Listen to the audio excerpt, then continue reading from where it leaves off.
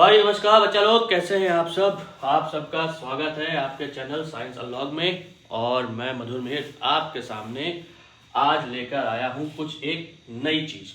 देखिए नई चीज क्या है, आपके जो बोर्ड एग्जामिनेशन है उससे रिलेटेड चीज। ठीक है, तो खासकर क्लास 10 जिनके अब कुछ ही टाइम बाद बोर्ड एग्जामिनेशन स्टार्ट होने वाले हैं, तो सबसे पहले वहां पर जब हम बात करेंगे तो हम किस तरीके से अब की बार पेपर सेट कर रहे हैं। हमने पेपर को देख लिया है, सैंपल पेपर का पूरा हमारे पास क्राइटेरिया है 25, 25 और 30। ठीक है ना। अब यहाँ पर आज हम इस वीडियो में अपने जो बात करने वाले हैं वो है न्यूमेरिकल की, इलेक्ट्रिसिटी के न्यूमेरिकल। ठीक है, कुछ बच्चों ने मुझसे कहा था कि सर इलेक्ट्रिसिटी के एक दो न्यूमेरिकल्स हम लोगों को करा दीजिए। ठीक है, कैसे हम उसमें जो इलेक्ट्रिक पावर है और रेजिस्टेंस के न्यूमेरिकल हैं उनको अच्छे से कर पाए। तो यहां पर देखिए मैंने दो न्यूमेरिकल आपके लिए लिए हैं। पहला न्यूमेरिकल इलेक्ट्रिक पावर का है, ठीक है, और साथ ही साथ दूसरा जो न्यूमेरिकल है वो आपका रेजिस्टेंस का है। ठीक, अब इसको अच्छे से देखिए। ठीक है, ये तो एक बेसिक न्यूमेरिकल है, अभी इसके आगे और न्यूमेरिकल को कर देंगे हम। ठीक है, अब बेसिक चूंकि मेरे लिए, लेकिन आपके लिए क्या है ना। ठीक है, किस तरीके से आपको लग रहा है, ठीक, तो वो भी इजी हो जाएगा लेकिन जब हम उसको समझेंगे। तो आइए सबसे पहले फर्स्ट न्यूमेरिकल के देखते हैं क्या लिखा है। A circuit has a fuse of 5 ampere. एक सर्किट है जिसमें जो फ्यूज लगा है वो कितने का है, 5 एम्पियर का। ठीक, अब देखिए what is the maximum number of 60 what. कितना है वो, 60 वॉट। मतलब उसमें जो पावर है वो पावर दे दी गई 60 वॉट की। What is the maximum number of 60 what bulbs that can be safely used in a circuit. एक सर्किट में जो कि फ्यूज जहां पे है उस सर्किट का वो 5 एम्पियर का है। ठीक है, उसमें जो पोटेंशियल डिफरेंस होगा वो कितना होगा, 220 वोल्ट का। ठीक, और 60 वॉट का जो बल्ब होगा कितने सेफली उसमें यूज हो सकते हैं, नंबर ऑफ बल्ब उसमें हमको यूज करने हैं। ठीक है, तो आइए देखिए एक चीज। सबसे पहले आपको यहां पर हमेशा एक चीज याद रख लीजिए कि गिवन जब भी आप एग्जाम में करें, देखिए एग्जाम में हमेशा याद रखिएगा कि आप कैसे अपने आप को रिप्रेजेंट कर रहे हैं, किस तरीके से आप क्वेश्चन को सॉल्व कर रहे हैं। जब आप क्वेश्चन को सॉल्व करने का पैटर्न बना लेंगे और समझ जाएंगे, जितना एग्जामिनर को पढ़ने में आसानी, चेक करने में आसानी, उतना ही आपके लिए बेनिफिशियल। ठीक है, तो आइए देखिए यहाँ पे जो गिवन है वो गिवन क्या है, ampere. Ampere is the unit of current.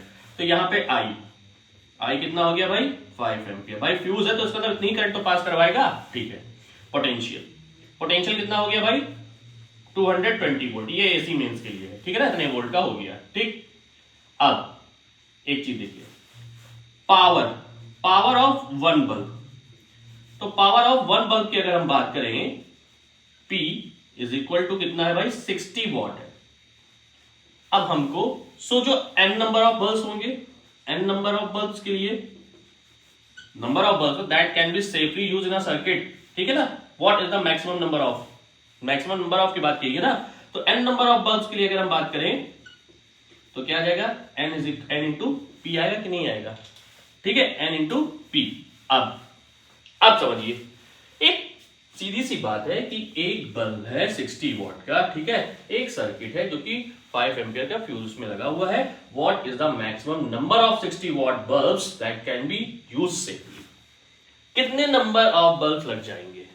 आइए भाई, अब आपने फॉर्मूला पढ़ा हुआ है कि जो P इज इक्वल टू होता है वो होता है W/T। P is equal to होता है I²R। P is equal to होता है V²/R। P is equal to होता है VI। सारे फॉर्मूले आपके पास हैं, सारे फॉर्मूले आपके सामने लिखे हुए हैं। देखिए यहां पर P तो आपको लेके चलना है, पावर है, क्योंकि पावर यहां पे गिवन है। ठीक है ना। दूसरी बात क्या है, पोटेंशियल है और इलेक्ट्रिक करंट है। पोटेंशियल है, रेजिस्टेंस है, इलेक्ट्रिक करंट है और रेजिस्टेंस है। ये वाला फॉर्मूला यहाँ पे यूज नहीं होना, ये वाला फॉर्मूला यूज नहीं होना, ये वाला फॉर्मूला यूज नहीं होना। तो फॉर्मूला कौन सा यूज होना है, ये वाला। ठीक है, हमेशा याद रखिए फॉर्मूला आपको याद होना चाहिए। तो यहां पर क्या हो गया, देयरफॉर NP, क्योंकि नंबर ऑफ पावर की बात होती है ना, नंबर ऑफ, देखिए नंबर ऑफ बल्ब होना, नंबर ऑफ पावर। तो N is equal to NP is equal to क्या आ गया, VI। ठीक, तो अब यहां से आप क्या निकालेंगे, नंबर ऑफ बल्ब्स आपको निकाले तो VI/P। भाई V कितना है, 220। I कितना है आपका, 5 एम्पियर अपॉन कितना आ गया, पावर कितनी है 60, इसको ऐसे हटा दीजिए, ठीक है। तो n इज इक्वल टू आपका 22 इंटू 5/6, इसको आप सॉल्व करेंगे तो 18 पॉइंट समथिंग कुछ वैल्यू आएगी, ठीक है।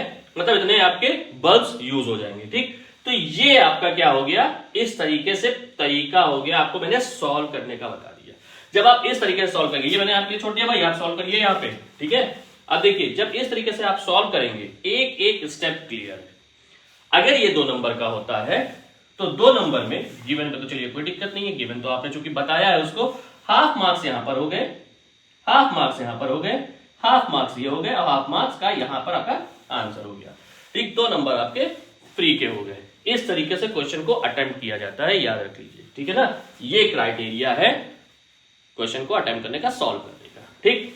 अब देखिए भाई क्या कहते हैं दूसरे क्वेश्चन में, find equivalent resistance between A and B points. अब equivalent resistance between A and B points की जब हम बात करेंगे तब क्या होगा भाई, ए और बी, अच्छा समझ लीजिए ए और बी के बीच में, जब भी ए और बी के बीच में कहें तो हमेशा एक चीज हमें देखना होता है, ये है सर्किट, इसमें तुरंत R1 R2, अब ए और बी के बीच में कहा गया तो ऐसे चलेंगे भाई, ठीक है, R3 R4 R5 और ये हो गया R6, ठीक है। ये हमने रेजिस्टेंस की वैल्यूज को, जो न्यूमेरिकल वैल्यू गिवन थी उसको हमने R1 R2 R3 के फॉर्म में ले लिया।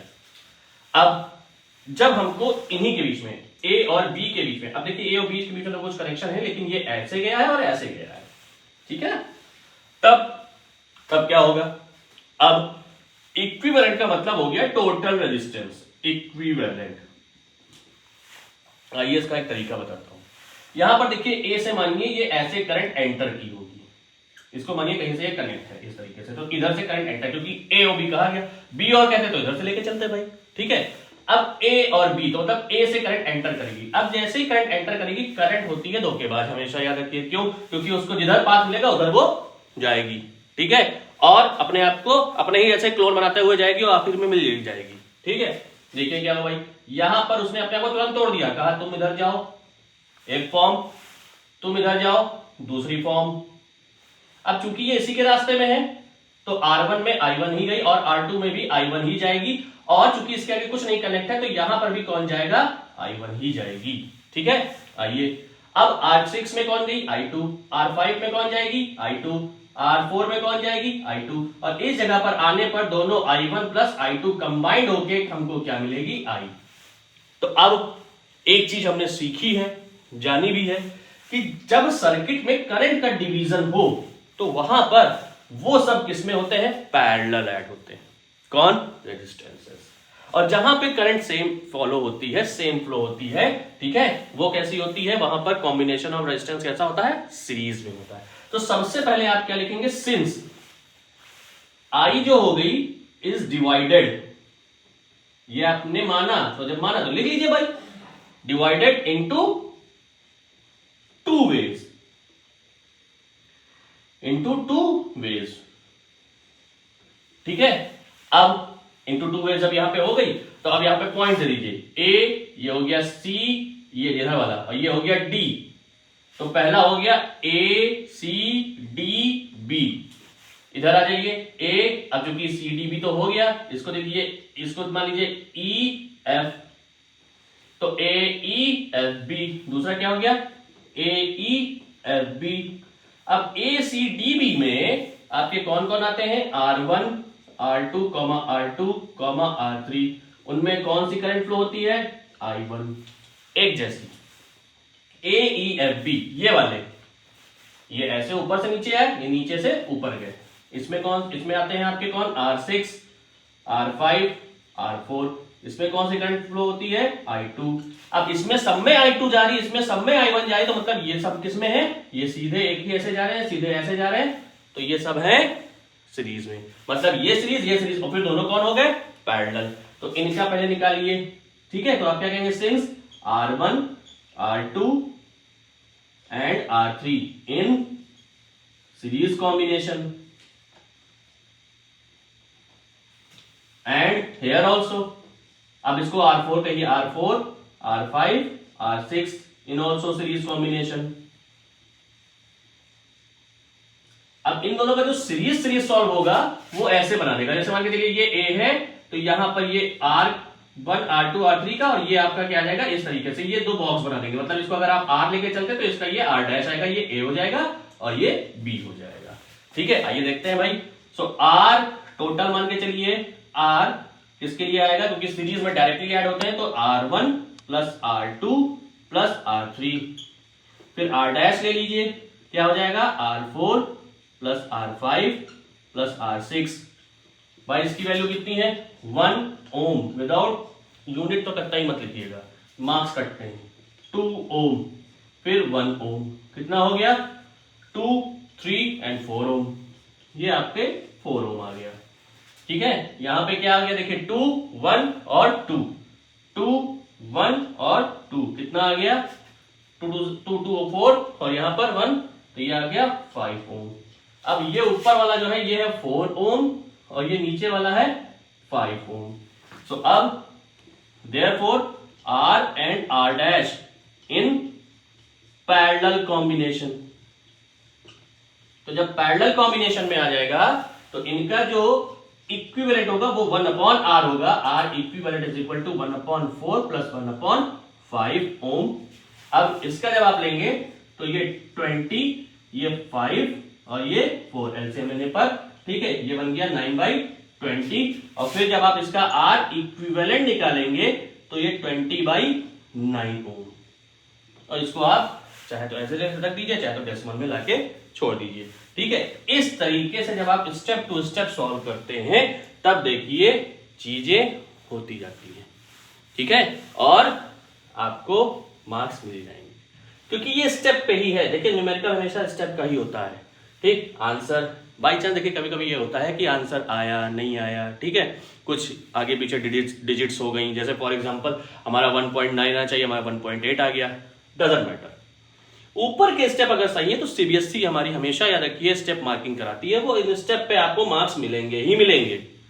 ठीक है, तो यहां पर इस चीज को ध्यान में रखिए।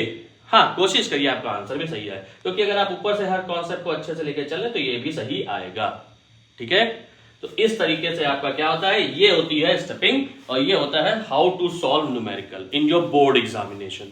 सबसे पहले मैं बता दे रहा हूं, आप हमेशा गलती करते हैं, मैं बार बार कहता हूं, एमसीक्यू से स्टार्ट करते हैं, मत करिए। ठीक है, हमेशा लॉन्ग टच करिए, लॉन्ग क्वेश्चन, क्योंकि उसमें केस स्टडी है, फिर आपकी लॉन्ग क्वेश्चंस हैं। ठीक है, आप मैक्सिमम चीजें गेन कर लेते हैं। फिर जो छोटे छोटे एमसीक्यूज हैं उनको सोचने समझने में क्या होता है, टाइम नहीं लगता, उनके लिए हमारे पास मैक्सिमम टाइम होता है, बचा रहता है। जैसे मैंने अभी कुछ दिन पहले एक चीज देखी थी, एक गेम देखा था, तो एक गिलास बिछाए गए थे लाइन से। ठीक है, 2 बच्चों को कहा गया उन गिलास को जल्दी जल्दी कलेक्ट करके रखना था। तो एक बच्चे ने क्या किया, सबसे पहले पहला वाला गिलास उठा लिया। अब जब पहला वाला गिलास उठा लिया तो फिर ये पहला उठाया, फिर दूसरा उठाया, फिर अब वो लंबे लंबे रनअप कर रहा था, दूर दूर जाके वो गिलास को उठा ला के यहाँ पे रख रहा था स्टार्टिंग पॉइंट पे जहां पे उसको खत्म करना था। दूसरे बच्चे ने क्या दिमाग लगाया, वो सबसे पहले दौड़ा आखिरी वाले गिलास पे, आखिरी गिलास पे दौड़ा, फिर उसने आखिरी उठाया, रखा, फिर उसके बाद रखा, फिर उसके बाद रखा। अब उसके पास जब वो अपने स्टार्टिंग पॉइंट पे जहां पे उसको सारे कलेक्शन करने थे, सारे कलेक्ट करने थे, उस जगह पर उसके पास सिर्फ 3 गिलास बचे थे, उसने उठाए एक साथ खट खट खट रख दिए, मतलब उसका टाइम बच गया। तो how to manage your time in your board examination, अगर आप इसको सीख जाते हैं तो ये आप कर लेंगे। ठीक है, तो जीता वही जिसने सबसे आखिरी से स्टार्ट किया था। तो यही चीज आप भी समझिए, कहां से किस तरीके से आपको स्टार्ट करना है, क्योंकि अब की बार तो सैंपल पेपर बड़ा ही अच्छे से आपको बता दिया कि उसमें कोई ऐसा है नहीं कि फिजिक्स केमिस्ट्री आप ढूंढेंगे समझेंगे, नहीं, सब चीज बाइफर्केशन में है, सब चीज आपकी बिल्कुल अच्छे से दी गई है। ठीक है, थैंक यू सो मच।